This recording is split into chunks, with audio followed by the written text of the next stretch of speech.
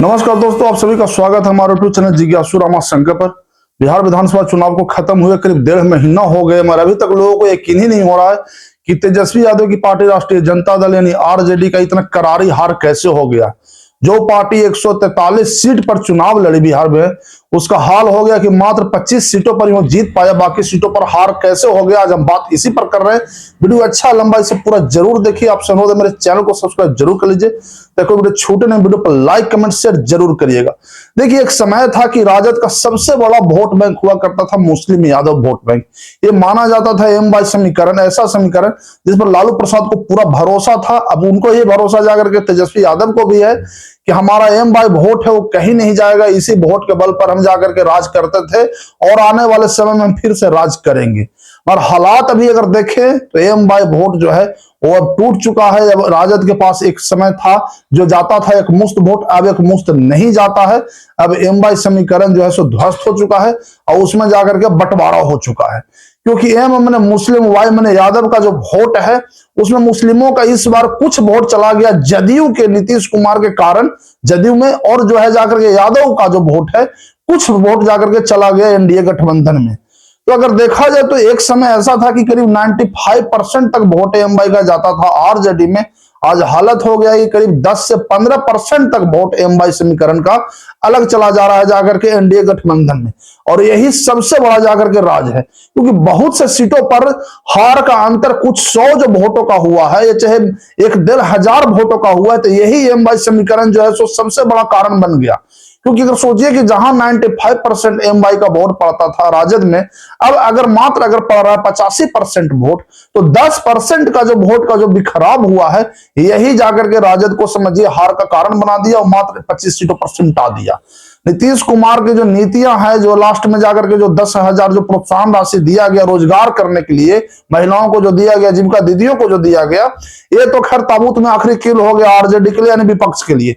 मगर इससे पहले भी अगर देखा जाए तो नीतीश कुमार एक अपना जो छवि जो बनाए हुए थे सेकुलरिज्म की छवि, और अभी उनका गठबंधन भाजपा से है, तो बहुत सारा वोट मुस्लिमों का भी और यादवों का भी राजद गठबंधन को छोड़ करके भाजपा गठबंधन में चला गया, और यही सबसे बड़ा जाकर के कारण हो गया जाकर के राजद का हार का।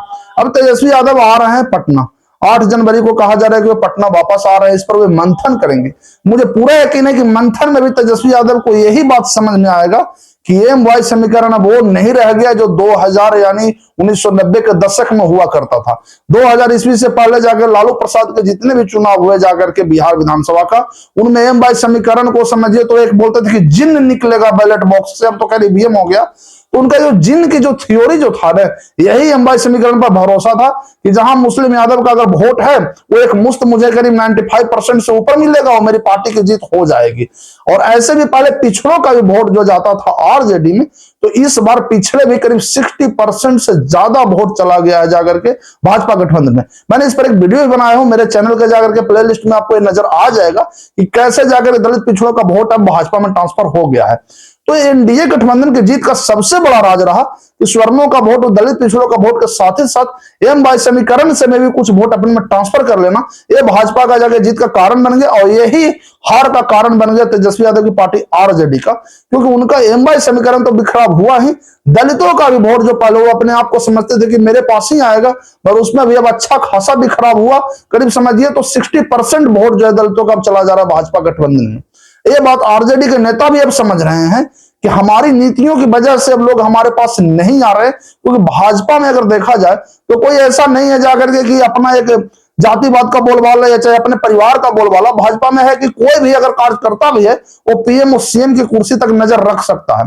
पर आरजेडी में फिलहाल यह संभव नहीं है, क्योंकि यह पूरी तरह से समझिए तो लालू प्रसाद के परिवार की पार्टी है और फिलहाल तेजस्वी यादव इसके सर्वे सर्वा यानी मुखिया है। तो यहां अगर सीएम या पीएम बनने की बारी आएगी तो स्वाभाविक है कि लालू प्रसाद के परिवार के कोई सदस्य बनेंगे, या तो तेजस्वी यादव बने जाकर के या उनके जाकर के परिवार के और भी कोई मेंबर बने। तो यही कारण भी रहा जाकर के भाजपा की तरफ वोटों का रुझान का, क्योंकि लोगों को लग रहा है कि भाजपा में जो परिवारवाद नहीं है तो हमारा असली विकास भाजपा में हो सकता है। इस वजह से दलित पिछड़ों का वोट चला गया जाके भाजपा में।